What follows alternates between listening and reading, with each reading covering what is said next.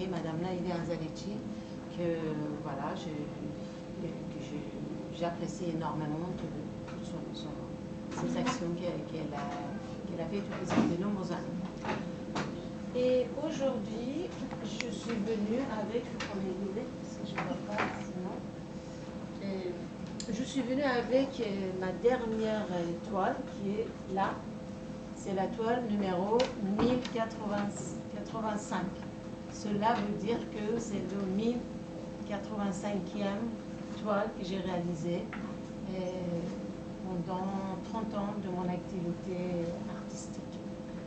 Et voilà, je voulais vous le présenter. Ça présente le temps. C'est un thème que ça me touche beaucoup. En fait, je suis très sensible au changement des saisons. Et puis, à chaque fois qu'il y a un changement, il y a, voilà, que ce soit le printemps ou l'automne, je réalise des tableaux.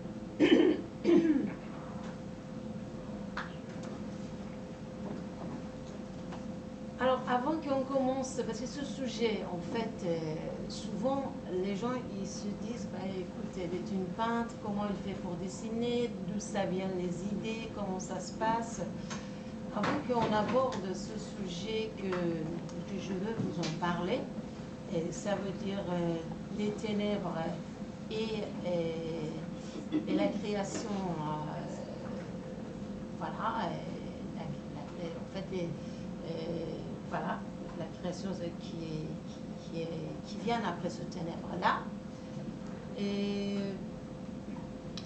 je souhaite vous partager quelques questions qui m'a été posée très régulièrement pendant toutes ces plusieurs décennies de mon activité et un petit peu partager avec vous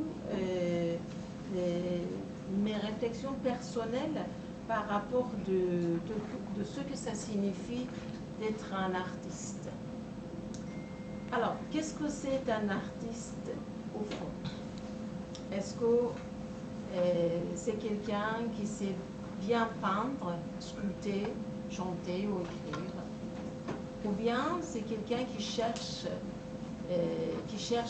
sans cesse à comprendre le monde, à exprimer l'invisible, à donner une forme à l'émotion et à penser à la vie même, à la pensée à la vie même. Comment devient-on artiste? Est-ce que c'est une question de talent, d'apprentissage ou simplement de regard? Comment on devient artiste le jour où l'on décide d'écouter ce qui se passe à l'intérieur de soi et de la traduire dans une forme ou pas, qu'elle soit belle ou non.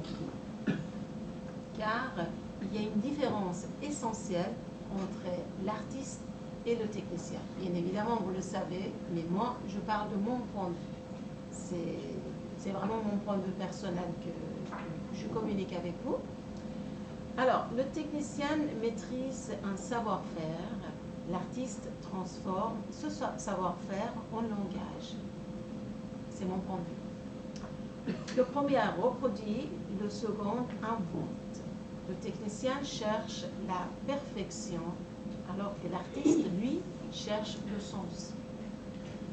Pourquoi alors certaines œuvres nous touchent profondément, tandis que d'autres nous laissent indifférents? Parce que les œuvres les plus justes ne viennent pas seulement de la main, mais de l'âme.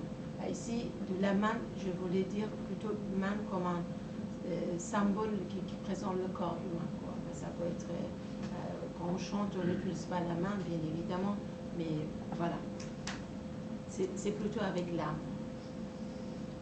Elle contient une vérité, une fragilité, une part d'humanité. Et c'est ça qui m'intéresse, une part d'humanité. Un artiste doit-il toujours créer du beau? Je ne crois pas. Le rôle de l'artiste n'est pas de plaire, mais de relever. Même ce qui dérange, même ce qui est douloureux. Car la beauté n'est pas toujours là on entend, on attend. Et enfin, à qui appartient une œuvre?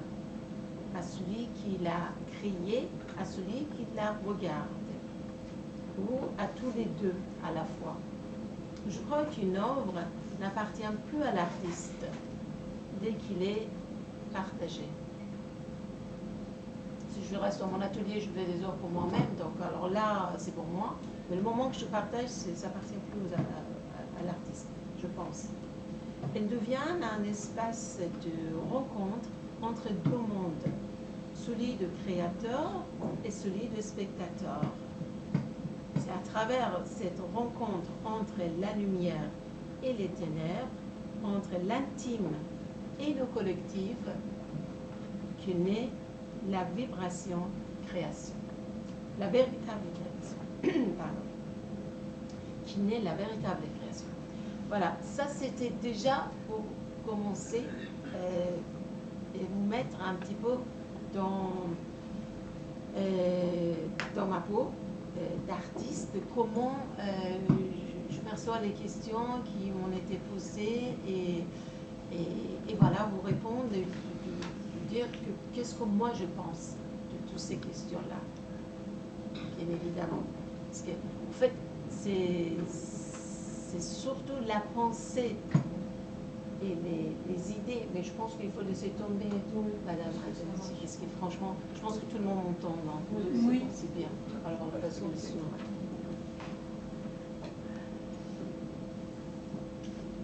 Maintenant, je vais vous lire un texte que j'ai écrit, en fait, un sujet que j'aborde depuis que j'ai commencé mon activité artistique, cette histoire de la relation entre les ténèbres et la lumière.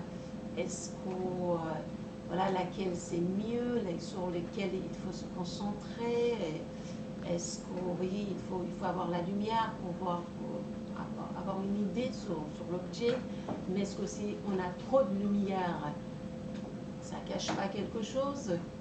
Et ça, c'était la question en fait, que je me suis toujours posée. Et pour moi, chaque création, pour moi, c'est un jeu de lumière et de ténèbres. Où est-ce que je place les ténèbres? C'est important. La présence des ténèbres, c'était, pour moi, physiquement, c'était très important et techniquement important dans la réalisation de mon travail. Après, je suis allée un petit peu plus loin pour faire un peu plus de recherche. Pourquoi c'est comme ça? Qu'est-ce que je peux sortir de cela? Qu'est-ce que ça peut faire pour quelqu'un qui ne peint pas, quelqu'un qui n'a pas envie de, qui n'est pas artiste, qui n'a pas envie de peindre, mais comment on peut développer cette relation entre les ténèbres et la lumière, et de quoi ça peut aider les gens ordinaires dans leur vie quotidienne. Donc c'est comme ça que j'ai écrit quelques textes. Et celui-ci, je vais vous le lire. Et après, bien évidemment, si vous avez des questions, on peut très bien échanger, vous me poser des questions, China, et voilà, on pourra en parler un peu plus. Les ténèbres et la création. Combien de fois ai-je été plongée dans les ténèbres? Combien de fois ai-je affronté leurs limites? Combien de fois m'en suis-je sorti? Et combien de fois suis-je retombé à nouveau? Mais où se trouvent réellement les ténèbres? Sont-elles enfouies dans la terre, dispersées dans le cosmos, tapies dans les profondeurs des océans, ou bien nichées au plus secret de notre être? Qu'est-ce que les ténèbres au juste? Sont-elles la fin, la mort ou simplement l'ignorance? Même si nous ne connaissions pas toutes les réponses, nous les évitons souvent comme si nous n'avions pas besoin. Et dans la peinture, avons-nous besoin des ténèbres? Je viens de dire oui. Dans ma jeunesse, lorsque j'ai commencé à écrire de la poésie, je me tournais souvent vers la lumière. Une voie claire menant au bonheur et à la évolution. Un chemin où l'on sent serein et épanoui.